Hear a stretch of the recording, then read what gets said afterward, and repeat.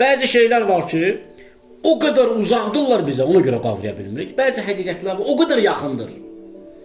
Yaxınlığı bizlə eyniləşdiyi üçün onu özümüzdən ayırıb dərk edə bilmirik. Məsələn, nur özü buna çox gözəl bir misaldır. Hər şey nur ilə görülür, işıqla görülür. Amma işıq görülmür özü. Biz işığı görmürük, əşyanı işıq vasitəsilə görürük. Hələ baxırıq, əşyanı görürük. Sual verər bilərsiniz, bəs mənbəyə baxanda nuru görürəm, o da nur deyil. Mənbəni görürsən. Oradakı cismi görürsən. Hər şeyi nur ilə görürsən, amma nuru nə ilə görürsünüz? Nur o qədər aşkardır ki, o qədər aydındır ki, göz belə onu tutma gücünə malikdir.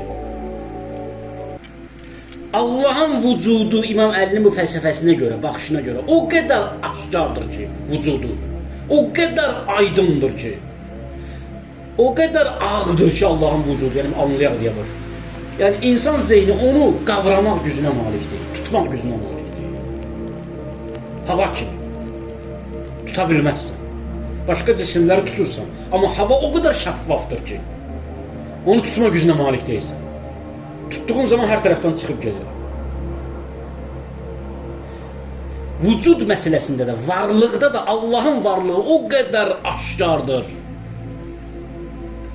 Aşkarlığından gizlənmişdir. Bəs necə eləyə bilərik tanı? Onun özünü sənə göstərəcəkdir. Yəni demək, İmam Əli Əleyhisselam deyir ki, sən içində sənin Allahla rabitə qurmaq üçün bir şey var, bir məkan var, bir mərkəz var. O mərkəzdə o görünəcək. Çalış, onu təmiz sal, paçla. Təsirini görəcəksən. Nə qədər onu təmizləsən, bir o qədər təsiri aşkar olacaq. Nə qədər şəffaflaşdırırsan, bir o qədər təsiri aşkar olacaq.